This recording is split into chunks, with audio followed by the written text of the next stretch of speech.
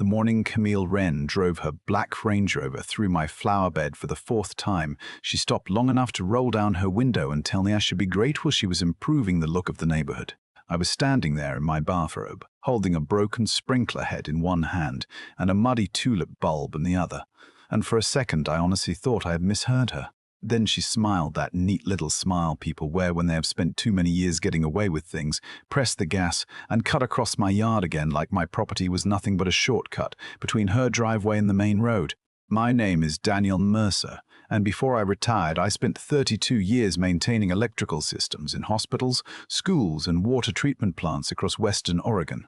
I was never a man who enjoyed arguments. I was the guy people called after midnight when the lights went out and everybody else started panicking because I believed most problems had a reason, and once you found the reason, you could fix it. My wife June used to laugh at that and say I treated people like circuit breakers, give them enough pressure and eventually they either trip or reveal what they're connected to. By the time Camille came into our lives, June had been dealing with rheumatoid arthritis for almost 6 years. Some mornings her hands hurt too much to hold a coffee mug steady, but she still loved sitting by the front window, watching the garden wake up, listening to the little fountain we had built together when we first moved into Briar Glen Estates. That corner of the yard was not fancy, not really, just some flowers, a stone bird bath, a maple tree we planted for our granddaughter, and a strip of grass June liked to call our tiny piece of peace. Camille saw it differently. To Camille, it was 10 seconds she could save on her drive to the tennis club. She was president of the Briar Glen Homeowners Council, which sounded harmless until you met her. Her husband, Nolan Wren, owned a landscaping and paving company that somehow kept getting hired whenever the council decided someone needed to repair a fence, replace a walkway, trim a hedge, repaint a mailbox, or breathe too loudly near a property line.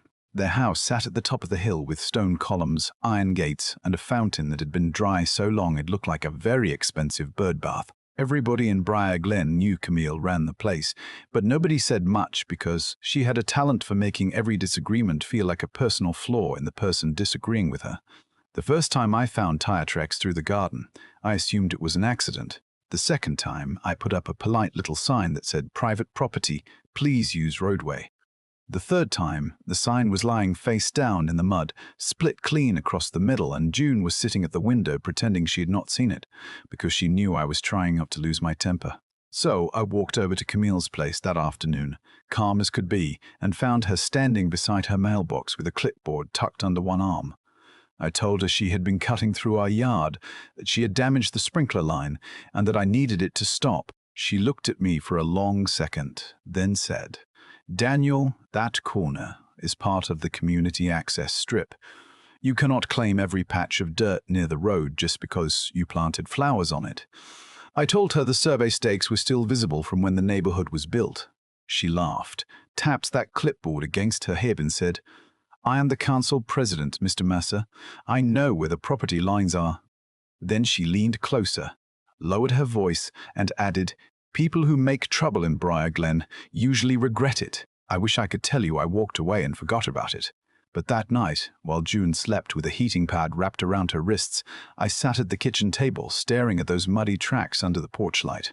And somewhere between midnight and dawn, I remembered something I had learned a long time ago on a job site. When someone acts that confident about a line they do not own, there is usually a reason they are so desperate for you not to check it. So the next morning, I did what any man with too much coffee, too little sleep, and 32 years of electrical troubleshooting behind him would do. I started documenting everything. I bought 2 motion cameras, 4 low-voltage floodlights, weatherproof cable, and a little sign that said, "Smile, you are being recorded."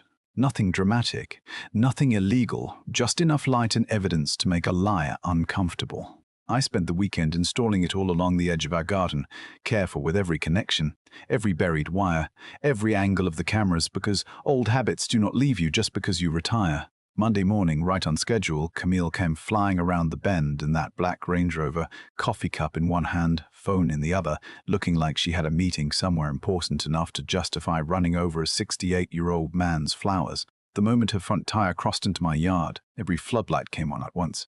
She slammed the brakes so hard I could hear the tires squeal from inside the kitchen. June looked up from her chair and said, "Well, that certainly woke the birds." Camille sat there for a few seconds, staring through the windshield like the sun itself had personally offended her. Then she rolled down the window and shouted, "Daniel, this is harassment." I stepped onto the porch and said, "No, Camille, harassment is driving through somebody's garden every morning. This is landscaping with good wiring." She drove off furious, but the next night around 11:30, one of my cameras caught her coming back. She had on a dark coat, work gloves, and the kind of expression people get when they have convinced themselves they are doing something noble while carrying wire cutters. She marched across my lawn, kicked one of the lights loose, yanked at a cable, then looked straight into the camera and said something I could not quite hear. I watched the footage twice, then a third time with the volume up. She said, "Let's see him prove this one." That was the moment I stopped seeing her as an annoying neighbor. She was not trying to save time on her commute. She was testing how far she could push me before I folded. A few days later, an insurance adjuster came out to assess the sprinkler damage and the ruined garden bed. His name was Mark Tillman. Quiet guy, wore a faded baseball cap and carried a laser measurer like he trusted it more than most people. He walked the corner twice, looked at the old survey stakes, then asked if I had ever seen the original plat map for my lot. I told him I had a copy in the home files somewhere. He shook his head and said, "You should pull the county version because these stakes do not make sense." He pointed toward the road, then toward Camille's decorative retaining wall. "According to this, your property might run farther out than you think." That sentence stayed with me all day. I called an old friend of mine, Walter Reyes, who had worked as a land surveyor before he retired.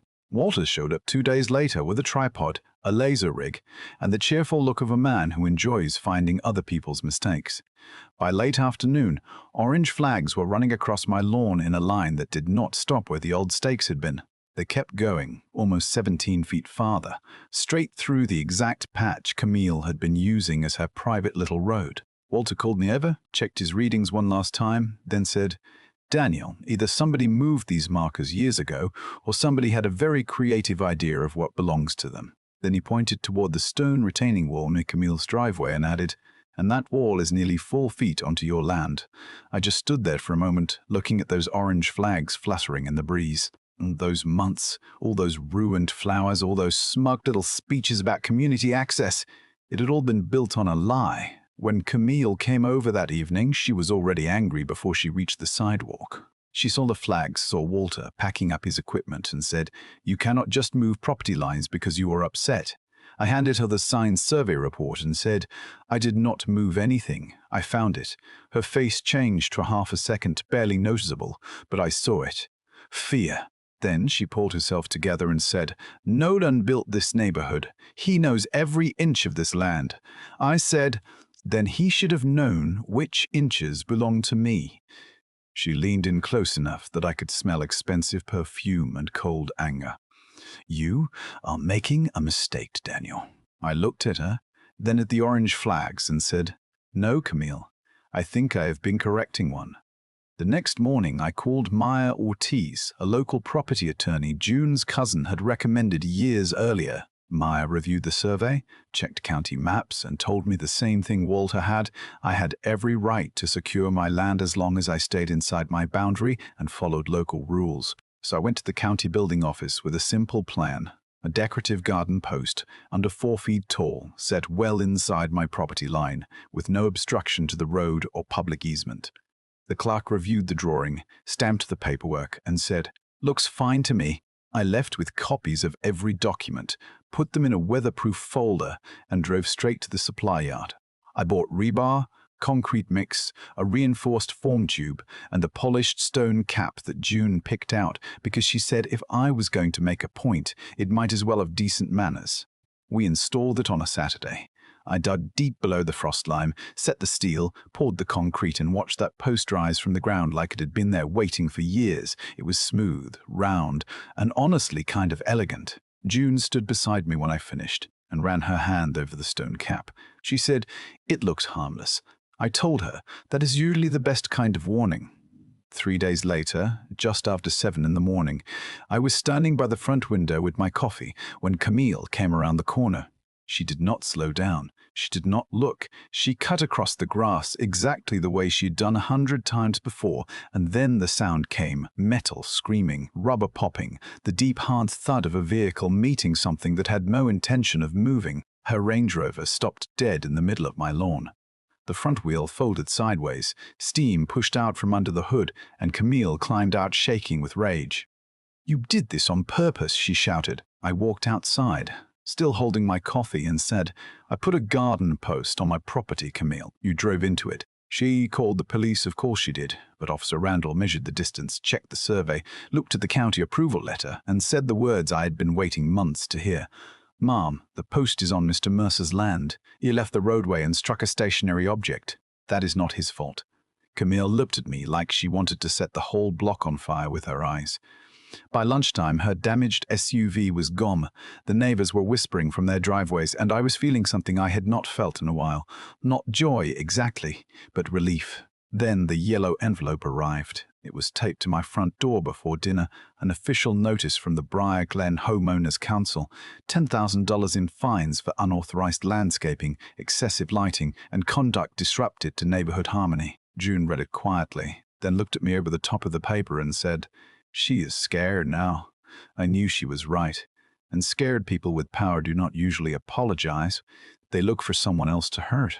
That same week, a city inspector showed up asking questions about my lights, and Maya called to tell me she had found something strange in the county records. Several property maps in Briar Glen had been changed over the years, always in ways that seemed to benefit Nolan Wren or one of his companies. By Friday night, I was sitting in the back room of Tony's hardware store with 6 neighbors, a stack of old HOA fines, 3 survey reports, and more questions than answers. Then my phone buzzed. It was a message from the camera at my front gate. I opened the live feed, and there, parked across from my house under the streetlight, was a yellow excavator, its bucket hanging low over the curb, while Camille Wren stood beside it in a long cream-colored coat, pointing directly at my concrete post.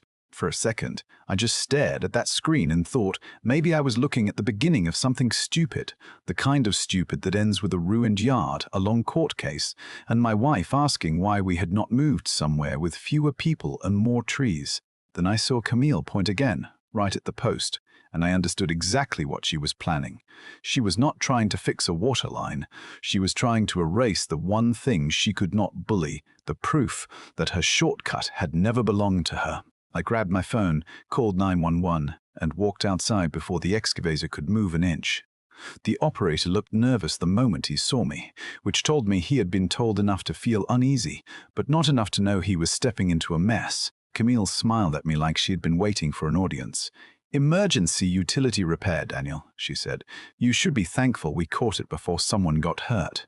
I looked at the machine, then at the blank truck parked behind it. No city logo, no permit number, no cones, no crew chief, nothing except a man in a hard hat trying very hard not to make eye contact. I said, "Funny thing, Camille, I called the utility company 10 minutes ago.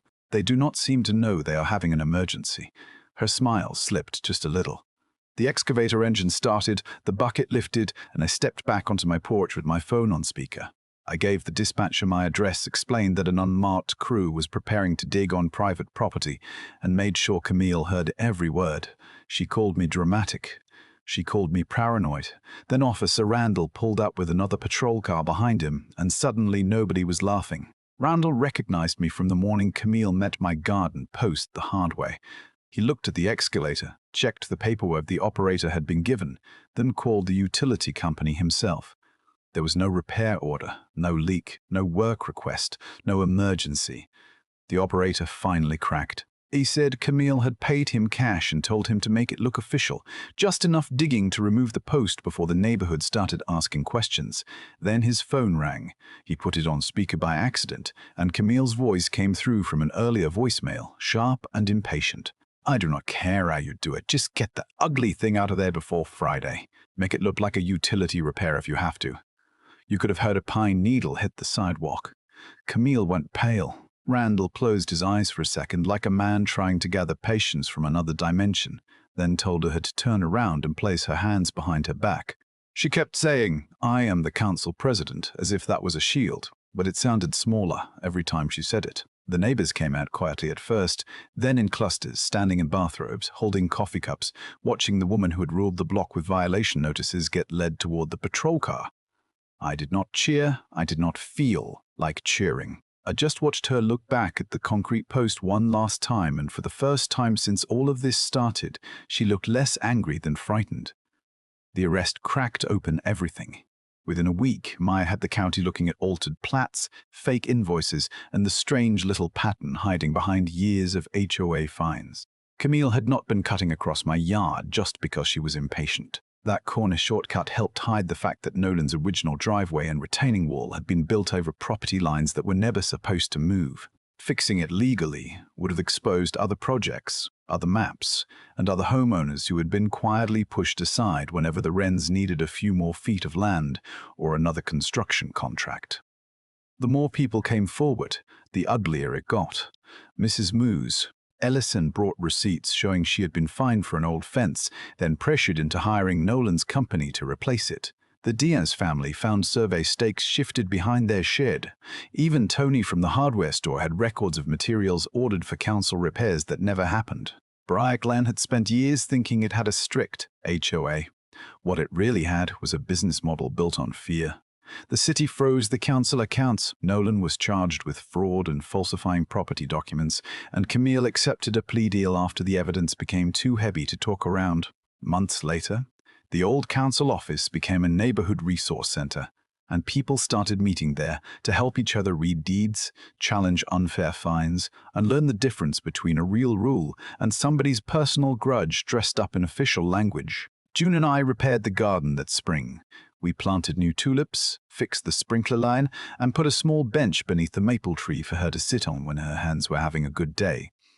The concrete post stayed exactly where it was, with a simple bronze plate that read Mercer Garden Corner. Some people said it was petty, some called it justice. I call it a boundary, because sometimes the only way to stop a person from taking more is to give them something they cannot ignore. So tell me this, was I right to build that post and fight all the way through? Or should I have let Camille keep the peace by taking a little piece of mine? Put your answer in the comments, because I have learned one thing for sure. The moment you let someone cross a line they know is not theirs, they usually do not stop until somebody finally makes them.